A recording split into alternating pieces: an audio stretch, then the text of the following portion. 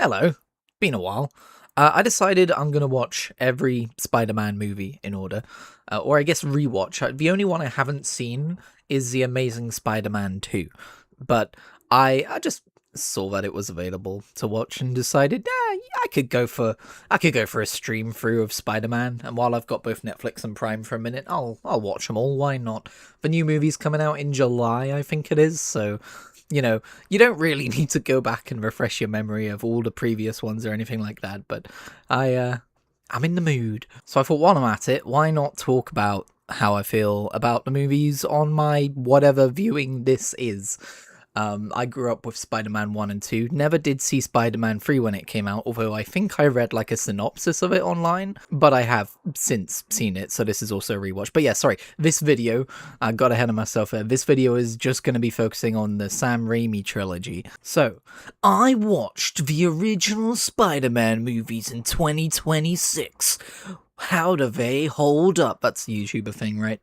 That ticked off. So the main thing that stood out to me on this viewing of Spider-Man 1 was how brutal it is from Mary Jane's perspective. It's not so bad in the later two films, but in this movie, Mary Jane Watson has absolutely no agency as a character, and quite opaquely only exists transparently anyway, quite obviously only exists to be like the love interest of Peter Parker and isn't really a character in her own right, I would argue. Honestly, I gotta say, Mary Jane Watson is the character who stood out the most to me across this viewing, so we're gonna be talking about her a lot. Like, we see constantly how she is treated as, a letdown, as someone who isn't living up to people's expectations, who isn't good enough to follow her dreams. We'll see more of that in later movies and stuff like that. And honestly, we're spoiling these movies if you've never seen them, I should have said. Honestly, the end of this movie sucks. Especially for Mary Jane Watson. I love this movie. I've just come out of a gate criticizing. But the end of this movie kind of sucks because of Peter Parker rejecting Mary Jane Watson on the belief that if I get close to her, now that I've finally got the girl, I can't have her because I'm a superhero and my enemies will come after her. That trope. I don't know if it's fair to call it a trope here, since this is one of the earlier superhero movies, but the comics existed long before the movie did. And yeah, Peter Parker is very much a character who is a bit self-sabotaging at times, gets in his own way. So that's in character for him, for sure, especially with the guilt complex he gets after Uncle Ben's death. It makes sense for the character of Peter to act that way, but boy does he suck for acting that way. Because as Mary Jane said to him at the end of the second movie, when they finally did get together, don't you think I should have a say in that, in regards to whether she'd be putting herself in danger or not? But yeah, sorry, to talk about the rest of Spider-Man 1, it's interesting, right? The three different movies in the trilogy are kind of three different subgenres. The first movie's very much a Power Rangers, like, all the fights between Spider-Man and the Green Goblin, they're very hammy. They're very reminiscent of Power Rangers and how the fights look and sound and the dialogue and stuff like that. Whereas, in contrast, in Spider-Man 2, Doc Ock is presented through the lens of horror. Like, there are some straight up horror scenes in Spider-Man 2. There were some scenes which I was a little surprised to see they could get away with in a Spider-Man movie aimed at general audiences. And then Spider-Man 3 is closer to the traditional superhero movie we'd expect nowadays, but also it's more personal, and we'll get to that in a bit. But yeah, obviously, Norman Osborn, frickin' Willem Dafoe is absolutely iconic in the role. Back to formula. And I think this Spider-Man trilogy almost rivals the Star Wars prequels with just the amount of memes that have arisen from dialogue and moments and stuff like that, especially Spider-Man 3, oh my god. But memes aside, he's legitimately really good as Norman Osborn, because the man is a little absurd. He dresses up as a Green Goblin and goes throwing bombs at people and cackling. He's gonna be a little wackadoo. Also, something I really appreciated watching these three movies pretty much back to back was how the trilogy grows the story of all the characters. Like, you can see the seeds of who Harry's gonna become being sown in this movie. And something I think I'm gonna sorely miss when we get to the MCU trilogy so far is that this particular trilogy very much felt like it had a vision that it stuck to. It had a cohesive story that trilogies can only dream of nowadays. And it almost flawlessly executed on the plan every step of the way. Obviously, in Spider-Man 1, it's an origin story. We see with great power comes great responsibility. We see Peter Parker growing into the role of Spider-Man. We see the guilt complex emerging. I didn't really have any criticisms with this movie other than just the fight scenes clearly got an upgrade in 2 and 3 and they're kind of hard to watch in 1.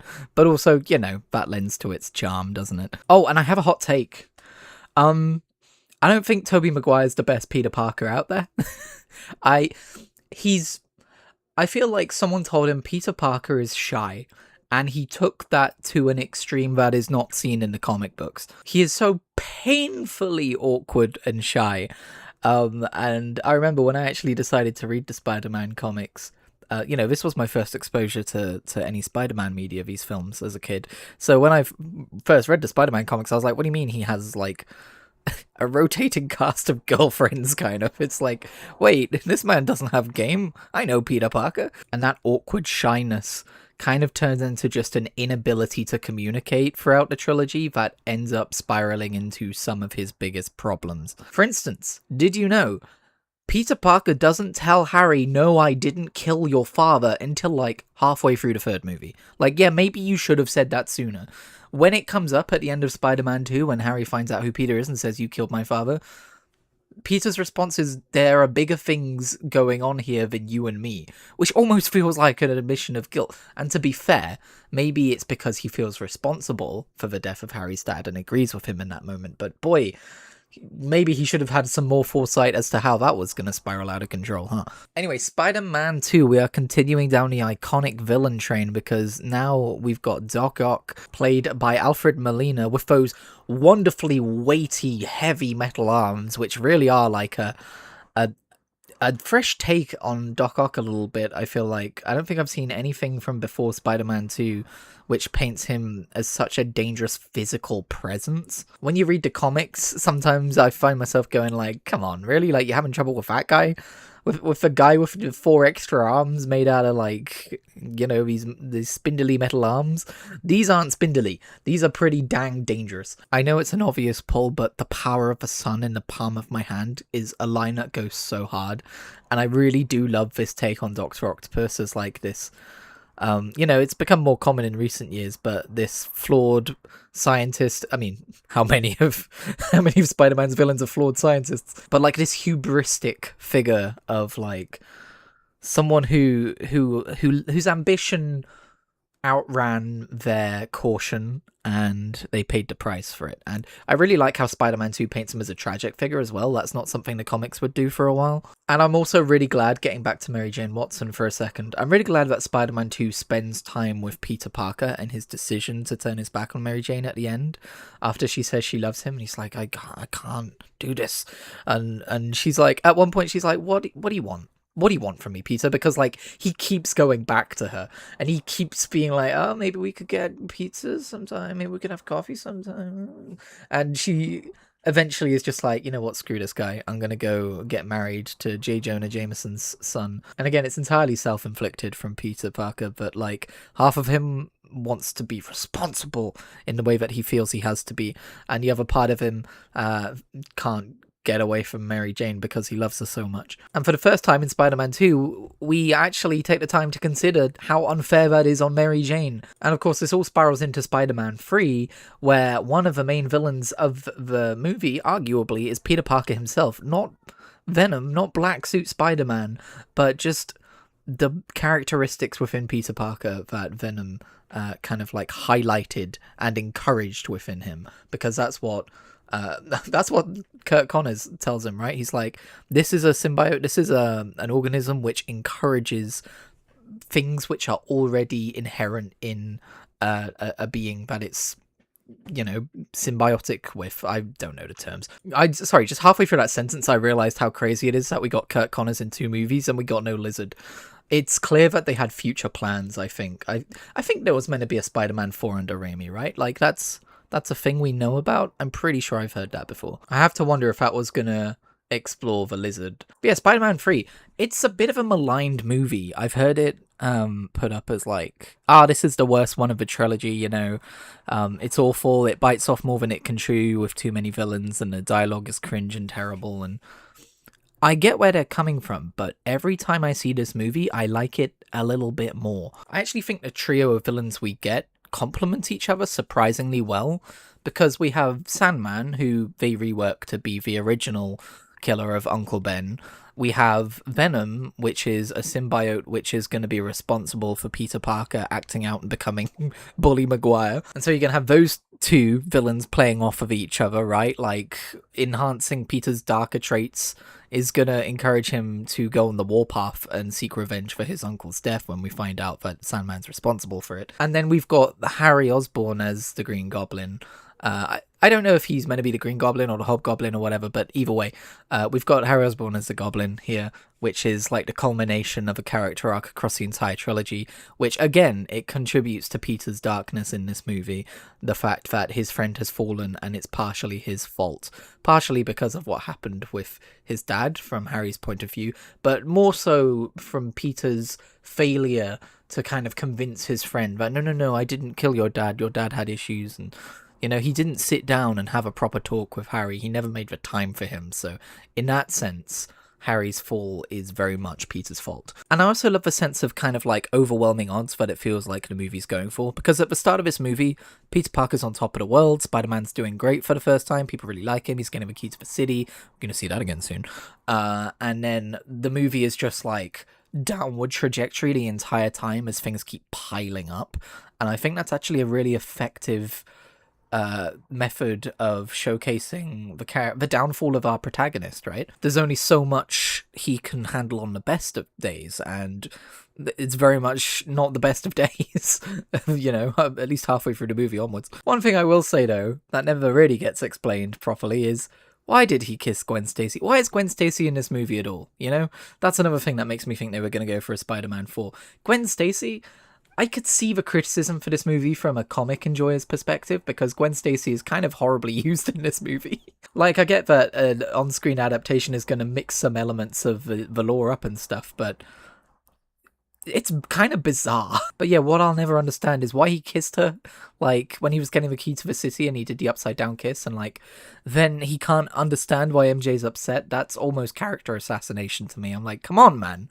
How I get that, like, you're socially awkward and you don't necessarily understand things.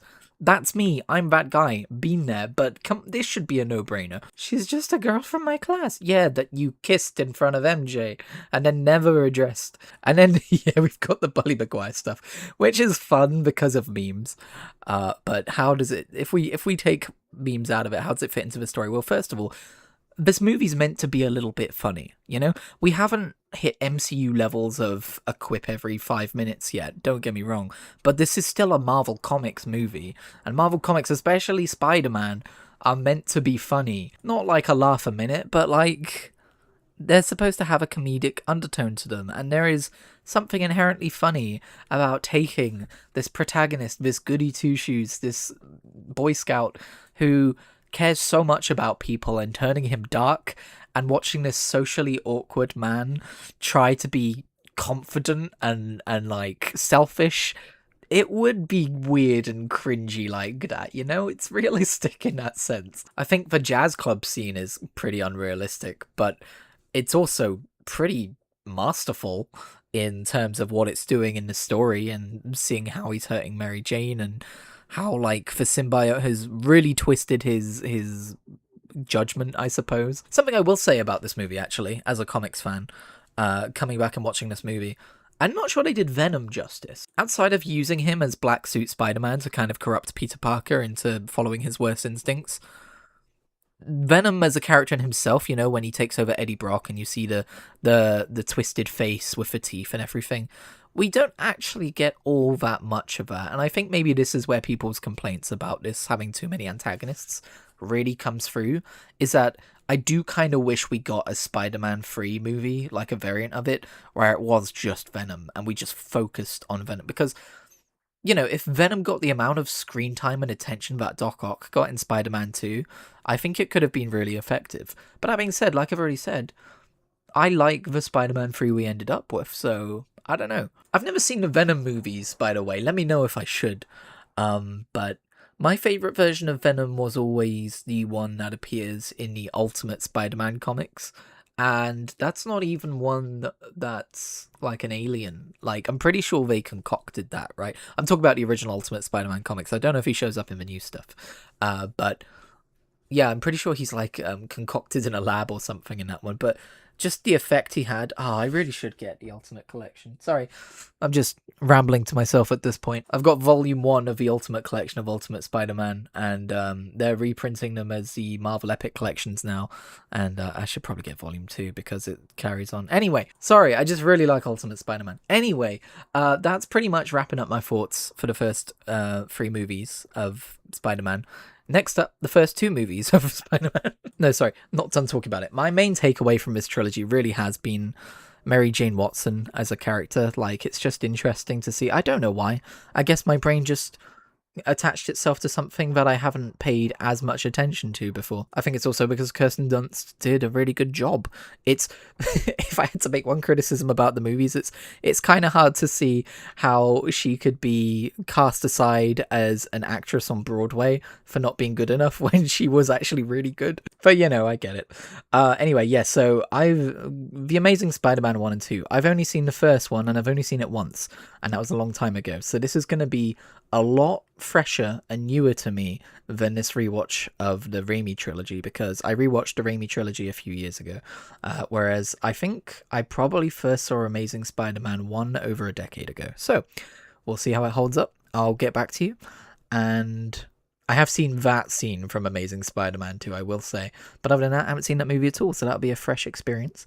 And then we'll see how the MCU Spider-Man movies hold up when you watch them back to back, which is something I've been wondering about for a little while. So yeah, subscribe to the channel if you want to hear my thoughts on that. I'm also tempted to just spend a little more time on like movies and at the very least like comic adaptation movies.